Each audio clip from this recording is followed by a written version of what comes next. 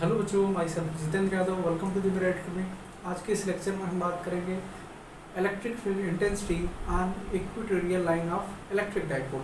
इसके पहले लेक्चर में हम लोगों ने बात की थी electric field intensity on axial line due to an electric dipole. किसी भी इलेक्ट्रिक डाइपोल के एक्सियल लाइन पर इलेक्ट्रिक फील्ड इंटेंसिटी कैसे फाइंड आउट किया जाता है, इसके जस्ट प्रीवियस लेक्चर में हम लोगों ने बात की थी। आज हम बात करेंगे इक्वेटोरियल लाइन के लिए। तो उस दिन हम बताया था कि इक्वेटोरियल लाइन क्या होती है और एक्सियल लाइन क्या होती है। पहले हम डाइपोल बनाते हैं। डाइपोल क्या होता है, जिसमें equal and opposite point charge एक स्मॉल डिस्टेंस पर रखे गए होते हैं और उसके मिड पॉइंट को बोला जाता है सेंटर ऑफ डाइपोल। इनके बीच की जो डिस्टेंस होती है वो 2a लेट कर लेते हैं। अगर ये पूरा 2a है तो O से A तक की डिस्टेंस A हो जाएगी, O से B तक की डिस्टेंस भी A हो जाएगी। तो दोनों चार्जेस को मिलाने वाली लाइन को एक्सियल लाइन बोला जाता है। और ऐसी लाइन जो एक्सियल लाइन के परपेंडिकुलर हो और सेंटर ऑफ डाइपोल से जाए तो उसे बोला जाएगा इक्वेटोरियल लाइन। मतलब इस तरीके से जो परपेंडिकुलर रहेगी उसे बोला जाएगा इक्वेटोरियल लाइन। अब इस इक्वेटोरियल लाइन पर अगर कोई पॉइंट P हो उस पर कितना टोटल इंटेंसिटी होगी उसे हमें फाइंड आउट करना है। मान लेते हैं यहाँ पर इस सेंटर ऑफ डाइपोल से सभी डिस्टेंस सेंटर ऑफ डाइपोल से मेजर की जाती है। सेंटर ऑफ डाइपोल से r डिस्टेंस पर एक पॉइंट P है जिस पर हमें इंटेंसिटी निकालना है। तो पॉइंट P पर इंटेंसिटी माइनस Q चार्ज की वजह से भी होगा और प्लस Q चार्ज की वजह से भी होगा। तो हम इंडिविजुअली पहले प्लस Q चार्ज की वजह से देखेंगे और फिर माइनस चार्ज की वजह से, या फिर पहले माइनस की वजह से फिर प्लस की वजह से, और दोनों का क्या लेंगे, रिजल्टेंट ले लेंगे। तो उस पॉइंट P पर कितनी इंटेंसिटी होगी पता चल जाएगा। तो मान लेते हैं कि पॉइंट P पर माइनस Q चार्ज की वजह से जो इंटेंसिटी है वो E1 है। तो चूंकि माइनस चार्ज है तो उसके लिए इंटेंसिटी का डायरेक्शन तो चार्ज की ओर होगा, और प्लस चार्ज की वजह से प्लस Q चार्ज की वजह से जो इंटेंसिटी है उसको लेट कर लेते हैं E2 है, तो उसकी वजह से बाहर की ओर होगा। इस तरीके से प्लस से फील्ड लाइंस बाहर निकलती हैं और माइनस में क्या होता है, फील्ड लाइंस अंदर इंटर करती हैं। इसलिए प्लस की वजह से जो इंटेंसिटी होगा E2 बाहर की तरफ होगा, और माइनस Q की वजह से जो इंटेंसिटी E1 होगा वो माइनस Q चार्ज की ओर होगा डायरेक्शन। और O से P तक की जो डिस्टेंस है वो R है, और ये डिस्टेंस कितना है, A है। तो अगर यहाँ पर राइट एंगल ट्रायंगल देखा जाए POA में, अगर हमें परपेंडिकुलर पता है, बेस पता है, हाइपोटेनस आ जाएगा। और ये कितना होगा, पाइथागोरस थ्योरम से हाइपोटेनस इक्वल टू रूट में perpendicular square plus base square, मतलब रूट में R square plus A square. और वही यहाँ पर भी होगा, PB भी वही होगा, रूट में R square plus A square. तो E1 जो होगा electric field intensity due to minus Q charge का जो मैग्नीट्यूड होगा 1/4 pi epsilon nought Q divide by minus Q charge की वजह से पॉइंट P पर जो इंटेंसिटी होगी वो क्या आएगी, 1/4 पाई एप्सिलॉन नॉट चार्ज उनके बीच के डिस्टेंस का square. Electric field intensity due to point charge हम लोग पढ़ चुके हैं, फॉर्मूला क्या होता है 1/4 pi epsilon nought Q by R square. तो यहाँ से इस फॉर्मूले से अप्लाई करेंगे माइनस Q चार्ज की वजह से P पर इंटेंसिटी। तो 1/4 pi epsilon nought Q minus sign नहीं लेंगे, ओनली मैग्नीट्यूड लिया जाएगा। उनके बीच का डिस्टेंस कितना है, रूट में R square plus A square का होल स्क्वायर। और इसका डायरेक्शन किधर होगा, अलोंग PA, अलोंग PA।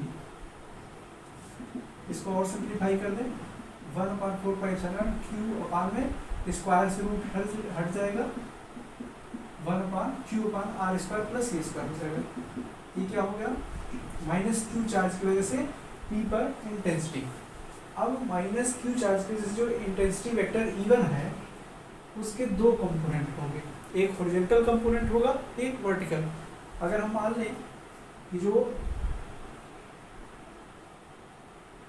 ये वाला एंगल थीटा है और ये वाला एंगल मान लेते हैं थीटा है, और एक P से इस तरीके से लाइन ड्रॉ कर देते हैं।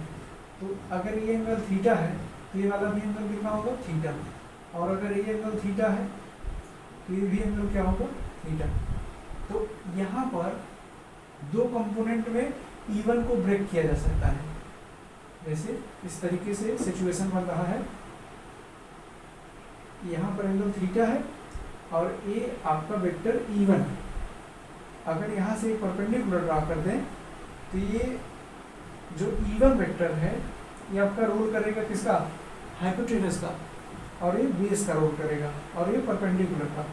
तो इस यहाँ से अगर हम cos थीटा अप्लाई कर दें, cos थीटा इक्वल टू क्या होता है, base by hypotenuse, base by hypotenuse. Hypotenuse कितना है, E1 है। यहाँ से बेस निकालेंगे तो E1 cos थीटा हो जाएगा। मतलब ये जो हॉरिजॉन्टल कंपोनेंट होगा ये वाला, वो कितना हो जाएगा, E1 cos थीटा। मतलब इसकी वैल्यू हो जाएगी E1 cos थीटा। और इस परपेंडिकुलर की वैल्यू कितनी होगी, परपेंडिकुलर हाइपोटेनस को कौन रिलेट करता है, साइन। तो साइन थीटा इक्वल टू क्या होता है, परपेंडिकुलर बाई हाइपोटेनस।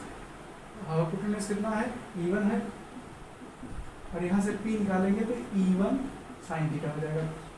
मतलब इसका जो वर्टिकल कंपोनेंट होगा नीचे की तरफ होगा, और वो कितना होगा, E1 साइन थीटा। तो मान लेते हैं E1 साइन थीटा ये है आपका। ये हो गया electric field intensity due to minus Q charge. इसी तरीके से electric field intensity due to plus Q charge होगा। उसी तरीके से इसी फॉर्मूले से अप्लाई करेंगे। Electric field intensity due to point charge कैसे निकाला जाता है, हमें क्या चाहिए, चार्ज चाहिए और उनके बीच के गैप का स्क्वायर। उनके बीच का गैप कितना है, रूट में r square plus a square का होल स्क्वायर कर देंगे। इसका डायरेक्शन किधर होगा, अलोंग BP। E2 है वेक्टर E2 अलोंग BP। हम केवल मैग्नीट्यूड देखेंगे, 1/4 pi epsilon nought Q divide by root में, रूट हट जाएगा स्क्वायर से, r square plus a square. इसको इक्वेशन 1 मान लेते हैं, इसको इक्वेशन 2। इक्वेशन 1 और 2 को कंपेयर करें तो दोनों का वैल्यू सेम है। मतलब E1 का मैग्नीट्यूड जो है वो E2 के मैग्नीट्यूड के बराबर है, देखा जा सकता है। और यहाँ पर E2 के भी दो कंपोनेंट होंगे। E2 देख सकते हैं ऐसे है, तो E2 को हम अलग से यहाँ पर समझते हैं। देखिए इस तरीके से है E2 वेक्टर, और ये आपका, अगर यहाँ ये एंगल थीटा है, अगर यहाँ से परपेंडिकुलर ड्रॉ कर दें तो यहाँ पर राइट एंगल ट्रायंगल बन जाएगा, और ये जो होगा बेस हो जाएगा और ये परपेंडिकुलर हो जाएगा। और बेस की वैल्यू कितनी आएगी, E2 cos थीटा। कैसे, क्योंकि हाइपोटेनस पता है, बेस निकल जाएगा। कैसे, cos theta equal to base by hypotenuse, तो बेस इक्वल टू क्या आ जाएगा, E2 cos थीटा। इसी तरीके से हम हाइपोटेनस पता है, परपेंडिकुलर क्या हो जाएगा, E2 sin थीटा। तो मतलब E2 के भी दो कंपोनेंट होंगे, एक वर्टिकल कंपोनेंट जो कि E2 sin थीटा है, और दूसरा वाला क्या है, E2 cos थीटा, जो कि इस डायरेक्शन में होगा, E2 cos थीटा। मतलब E1 cos थीटा और E2 cos थीटा दोनों एक ही डायरेक्शन में है, जबकि E2 sin थीटा और E1 sin theta opposite direction में है। और आपको दिखा दिया कि E1 का मैग्नीट्यूड E2 के मैग्नीट्यूड के बराबर है। तो जब दो vector equal and opposite direction में होते हैं तो वो दोनों एक दूसरे के इफेक्ट को कैंसिल आउट कर देते हैं। तो E2 sin थीटा और E1 sin theta cancel out हो जाएगा, और इंटेंसिटी जो net intensity at point P होगा due to minus and plus charge, वो E2 cos थीटा और प्लस E1 cos थीटा होगा। That is net field at point P equal to E1 cos theta plus E2 cos theta. और आप देख सकते हैं E1 और E2 सेम है, तो E2 के प्लेस पर E1 रख सकते हैं, E1 cos थीटा, और यहाँ पर भी E1 cos थीटा हो जाएगा। दोनों मिलकर के 2E1 cos थीटा हो जाएगा। क्यों, क्योंकि E1 इक्वल टू E2 है। 2E1 की वैल्यू कितनी है, E1 या E2 की वैल्यू कोई भी रख सकते हैं। यहाँ पर E1 की value 1/4 pi epsilon nought Q by R square plus A square, और फिगर से cos थीटा की वैल्यू हम लोग निकाल सकते हैं।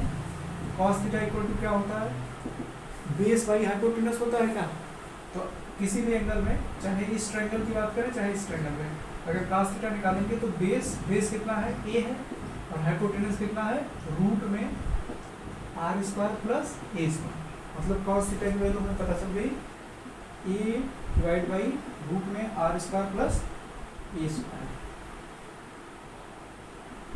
ये क्या है, net field at point P।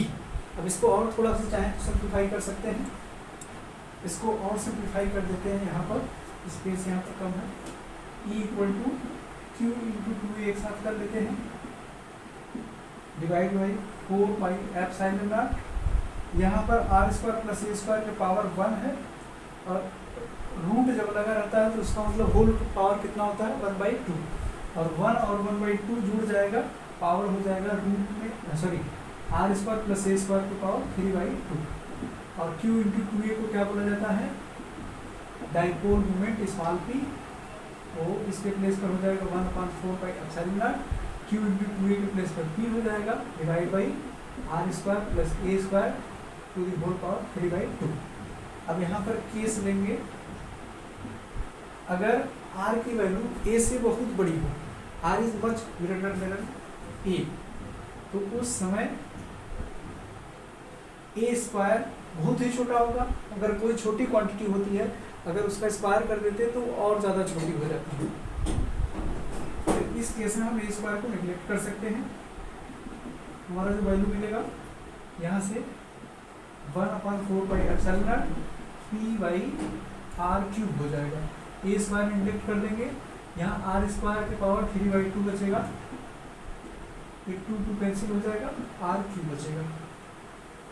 इसे ये किसके लिए आ गया, main formula, electric field intensity on equatorial line at point P। अगर कोई पॉइंट P है इक्वेटोरियल लाइन पर, सेंटर ऑफ डाइपोल से r डिस्टेंस पर, उसके लिए जो इंटेंसिटी होगी वो इतनी होगी। हमें अगर डाइपोल मोमेंट पता हो और सेंटर ऑफ डाइपोल से कितने डिस्टेंस पर पॉइंट ले रहे हैं, उस पॉइंट पर इंटेंसिटी हम लोग निकाल सकते हैं। क्यों, क्योंकि 1/4 पाई एप्सिलॉन नॉट की वैल्यू हमें पता है, 9 × 10⁻⁹, P पता हो, R पता हो, आ जाएगा आंसर। P कैसे निकाला जाएगा, Q इंटू 2a करके। अगर हमें डाइपोल दिया है, चार्ज दिया है, उनके बीच का गैप दिया है, तो डाइपोल मोमेंट निकाल सकते हैं, इसमें पुट कर देंगे और हम आगे बढ़ जाएंगे। एक चीज़ यहाँ पर नोटिस करिएगा, जो एक्सियल लाइन के लिए था वहाँ पर 2p आया था, यहाँ पर p आया था। इसका मतलब क्या है कि एक्सियल लाइन के लिए जो इलेक्ट्रिक डाइपोल मोमेंट होता है, उतने ही डिस्टेंस के लिए वो डबल होता है। ओके, इसका मतलब एक्सियल लाइन के लिए r डिस्टेंस पर सेंटर ऑफ डाइपोल से पॉइंट लेंगे और उतने ही डिस्टेंस पर इक्वेटोरियल लाइन पर लेंगे, तो एक्सियल लाइन पर इलेक्ट्रिक फील्ड इंटेंसिटी डबल होती है इक्वेटोरियल लाइन की। तो हम यहाँ से लिख सकते हैं एक्सियल लाइन के लिए जो होता है 2 इंटू इक्वेटोरियल लाइन होता है। जितने डिस्टेंस पर एक्सियल लाइन के लिए निकालेंगे, उतने ही डिस्टेंस पर इक्वेटोरियल पर निकालेंगे, तो इलेक्ट्रिक फील्ड इंटेंसिटी हाफ मिलेगा।